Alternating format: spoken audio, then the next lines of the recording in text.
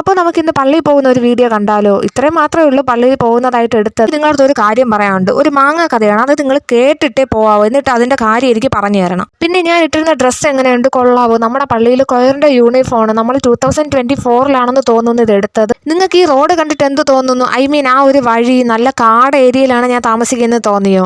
വീട്ടിൽ നിറങ്ങി ഒരു 5 മിനിറ്റ് നടക്കേണ്ട ദൂരമേ ഉള്ളൂ.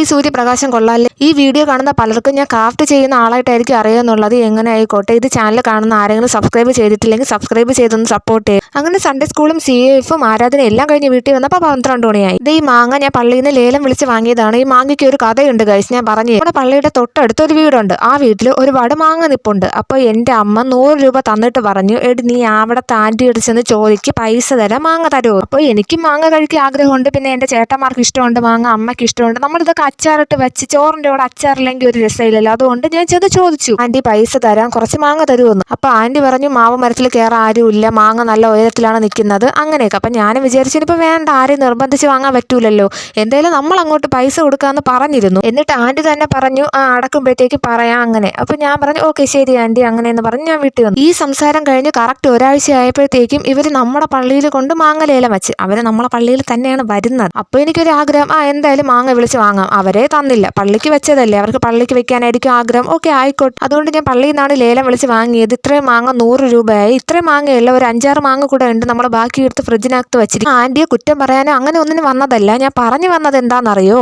എൻ്റെ അമ്മ എൻ്റെ കയ്യിൽ 100 രൂപയാണ് മാങ്ങയ്ക്ക് തന്നു വിട്ടത്. ആൻറ്റി അടുത്തത് ചോദിച്ചു, ഓക്കെ ആൻറ്റി ഇല്ല എന്ന് പറഞ്ഞു. ഞാൻ വീട്ടിൽ വന്നു, ആ കാര്യം അവിടെ കഴിഞ്ഞു. പിന്നെ നമ്മൾ അതിനെക്കുറിച്ച് സംസാരിച്ചിട്ടേ ഇല്ല. പിന്നെ ഞായറാഴ്ചയാണ് മാങ്ങ അവിടെ വെച്ച് കാണുന്നത്. എനിക്ക് ഞായറാഴ്ച തന്നെ കറക്റ്റ് 100 രൂപയ്ക്ക് ആ മാങ്ങ എൻ്റെ കയ്യിൽ കിട്ടുകയും ചെയ്ത്. എനിക്കിതിൽ നിന്ന് മനസ്സിലായത്, നമ്മളാരും ഹെൽപ്പ് ചെയ്തില്ലെങ്കിലും നമുക്ക് കിട്ടേണ്ടത് എന്തായാലും നമുക്ക് കിട്ടും. അതിനിപ്പോൾ ഡബിൾ മീനിങ് ഉണ്ട്. നമ്മൾ നെഗറ്റീവാണ് ചെയ്തതെങ്കിൽ നെഗറ്റീവ് തന്നെ തിരിച്ചു കിട്ടും, പോസിറ്റീവാണ് ചെയ്തതെങ്കിൽ പോസിറ്റീവ് തന്നെ നമുക്ക് തിരിച്ചു കിട്ടും. ഇതിൻ്റെ ഇടയ്ക്ക് ഒരു ടെസ്റ്റ് കൂടെ ഉണ്ട്. അവർ 2 കവർ മാങ്ങ കൊണ്ട് വെച്ചു. രണ്ടിലും സെയിം നമ്പർ മാങ്ങ തന്നെയായിരിക്കും, അതറിയത്തില്ല. ആദ്യത്തെ കവർ ലേലം ചെയ്ത് വാങ്ങാൻ നിന്നപ്പോൾ അത് 80 രൂപയ്ക്കാണ് പോയത്. എനിക്ക് കിട്ടിയത് 100 രൂപയ്ക്ക്. അപ്പോഴേ എനിക്ക് ഇതിൽ നിന്ന് മനസ്സിലായത്, നമ്മൾ ആദ്യം ആഗ്രഹിക്കുന്നതായിരിക്കും നമുക്ക് കിട്ടുന്നത്.